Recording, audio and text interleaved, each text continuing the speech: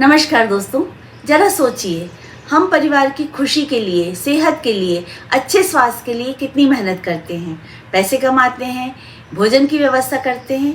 एक समय के भोजन की व्यवस्था के लिए कितनी लंबी तैयारी लगती है, थोड़ा सोचिएगा।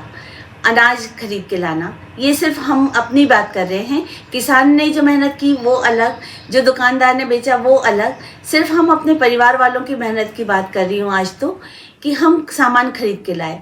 चुन चुन के हमने अच्छा सामान लिया, अनाज लिया कि ये बेहतर क्वालिटी का है, इसमें सफाई है, ये अच्छी दाम में है। ये सब सोच समझ कर हम लेकर आए। अनाजों को देखा, मसालों को देखा, दाल देखी, फिर उस दिन की सब्जी तय की कि इसमें विटामिन है, इसमें प्रोटीन है, इसमें मिनरल्स है। ये सब व्यवस्था हमने भोजन की। फिर उसके बाद वो सब पकाया।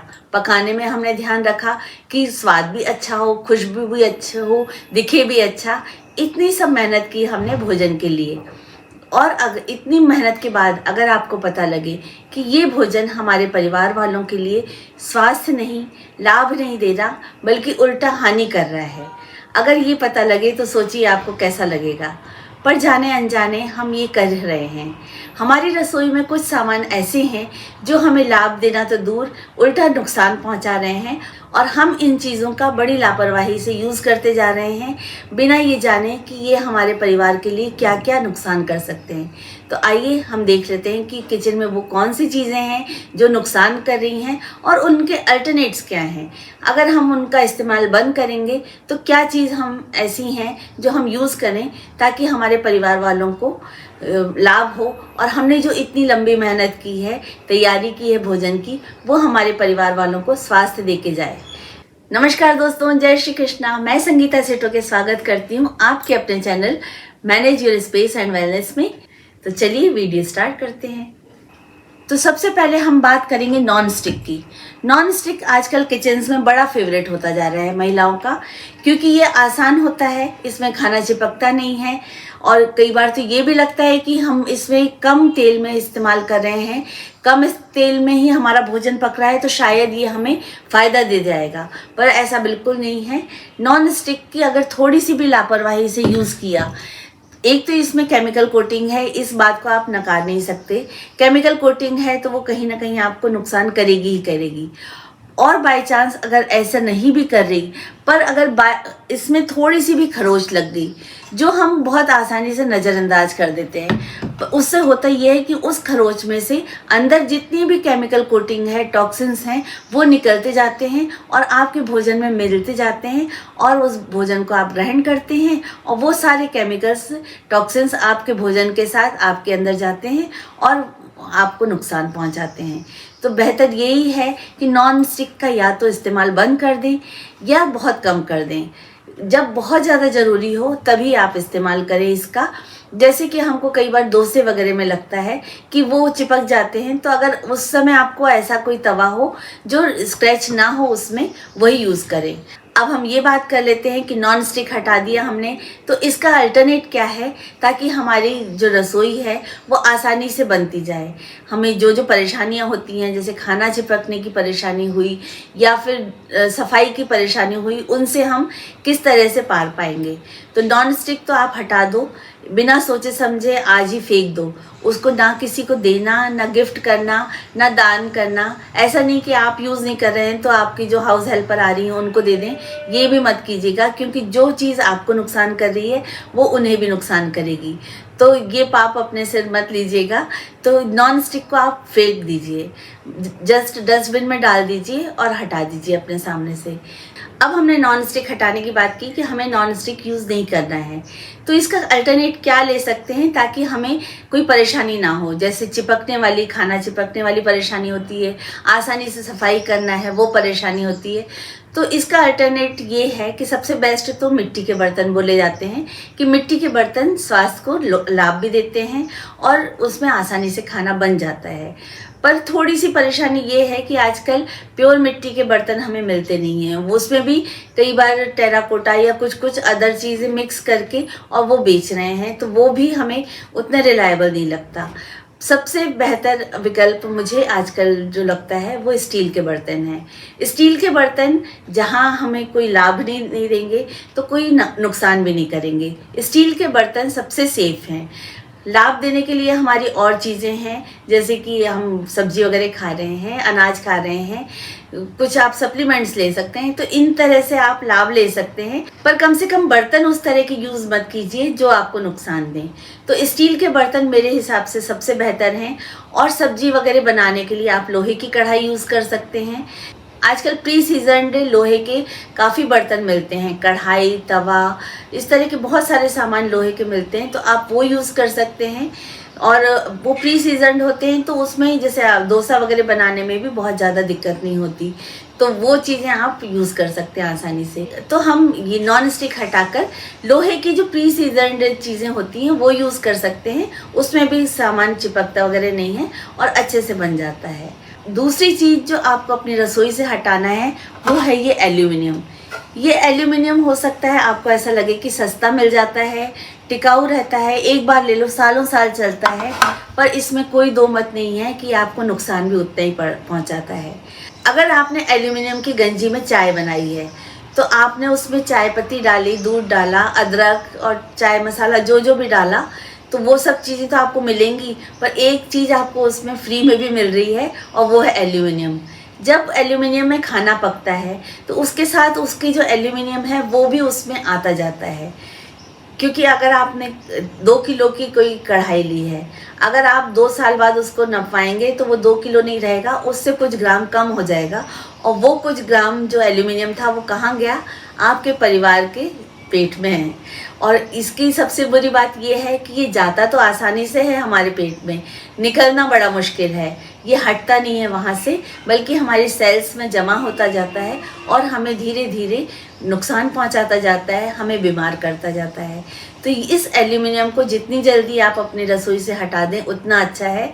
थोड़ा सा पैसा लगेगा पर आपकी परिवार की सेहत बनी रहेगी। तो अगर आप अपने परिवार की सेहत चाहते हैं तो मैं हाथ जोड़ के ये रिक्वेस्ट करूँगी कि इस एल्यूमिनियम को जितना जल्दी हो सके अपनी रसोई से हटा दो। और आपके लिए एक खुशखबरी तो ये रहेगी कि इसको आपको फेंकना नहीं पड़ेगा, आप इसको भंगार में या रद्दी वाले को देंगे तो इसकी थोड़ी बहुत कीमत आपको मिल जाएगी, और उसको आप ऐड करके कुछ नया सामान आप ले सकते हैं। जो आपकी कमी इस एल्यूमिनियम को हटाने से आपकी रसोई में हुई है वो सामान आप ले सकते हैं उसके बदले। तो ये हो गई हमारी दूसरी चीज़। पहली आपको नॉन स्टिक हटाना है, दूसरी आपको एल्यूमिनियम हटाना है। अब तीसरी चीज़ जो सबसे बुरी है हमारी रसोई में आजकल, वो है ये प्लास्टिक के डब्बे। इस तरह के प्लास्टिक के डब्बे जो हमारे पार्सल में आते हैं, कुछ प्लास्टिक की बोतलें, कुछ प्लास्टिक के इस तरह की सामान हम लोग ले लेते हैं जो रिसाइकिल वाले होते हैं। ये प्लास्टिक के डब्बे हमें बहुत नुकसान करते हैं, और ये नुकसान तब और बढ़ जाता है जब इन चीज़ों को हम माइक्रोवेव में यूज़ करने लगते हैं। कोई भी इस तरह का प्लास्टिक का सामान जो हम रिसाइकिल वाला है वो हम अगर माइक्रोवेव में यूज़ करते हैं तो वो सामान हमारे खाने में आने लगता है, और वही प्रॉब्लम फिर से होती है कि हम भोजन के साथ में वो प्लास्टिक भी कंज्यूम कर रहे हैं जो हमारी बॉडी में जाकर कहीं ना कहीं नुकसान कर रहा है। तो इससे बचने के लिए आपको एक ही फॉर्मूला अपनाना है कि रिसाइकिल वाले हमें प्लास्टिक अपने किचन से बिल्कुल हटा देना है। चाहे वो खाने के सामान हो, चाहे रखने के डब्बे हों, चाहे वो माइक्रोवेव वाले हों या पानी वाले हों। तो सेकंड ग्रेड वाला रिसाइकिल वाला प्लास्टिक का यूज़ आप अपनी रसोई में बिल्कुल बंद कर दें। अगर आपको सुविधा लगती है तो जो फूड ग्रेड वाला प्लास्टिक होता है, जो फर्स्ट ग्रेड वाला प्लास्टिक होता है, वो आप रसोई में यूज़ कर सकते हैं, और उसमें सूखा सामान रखने में तो बिल्कुल दिक्कत नहीं होती। और अगर आप उपयोगी समझें तो आप लिक्विड वाला भी रख सकते हैं। पानी की बॉटल्स वगैरह जैसे टपरवेयर का सामान बहुत अच्छा आता है, तो वो आप यूज़ कर सकते हैं, उसमें कोई हानि नहीं है। पर इस तरह का प्लास्टिक का यूज़ आप बिल्कुल बंद कर दें। अब हम बात करते हैं कि प्लास्टिक नहीं यूज़ कर रहे हैं तो हम क्या यूज़ करें। तो देखिए, पानी की अगर बात करें तो निश्चित तौर पर आपको प्लास्टिक की बोतल तो बिल्कुल यूज़ नहीं करना। उसकी जगह आप इस तरह की स्टील की बोतल यूज़ कर सकते हैं, या फिर आप गर्मी का मौसम है तो मिट्टी की बोतल भी आती है आजकल बहुत अच्छी, वो यूज़ कर सकते हैं।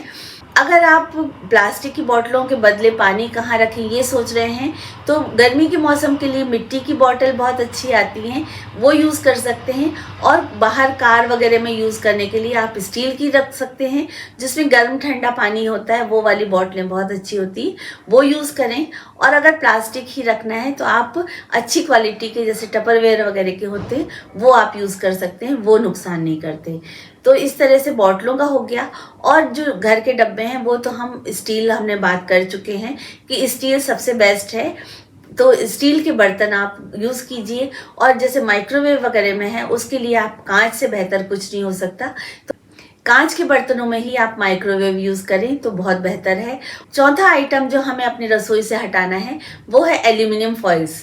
जितना नुकसान एल्यूमिनियम के बर्तन नहीं करते उससे कई गुना ज़्यादा एल्यूमिनियम फॉइल्स यूज़ करते हैं, क्योंकि उसमें एल्यूमिनियम की पूरा केमिकल चिपका होता है और जैसे ही हम उसमें खाना रखते हैं वो केमिकल भोजन में मिल जाता है।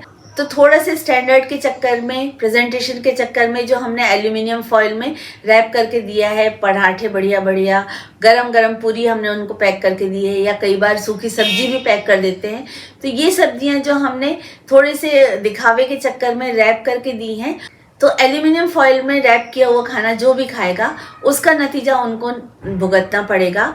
तो ये लापरवाही बिल्कुल बंद कर दें कि एल्यूमिनियम फॉइल को आपको यूज़ करना है किसी भी तरह से।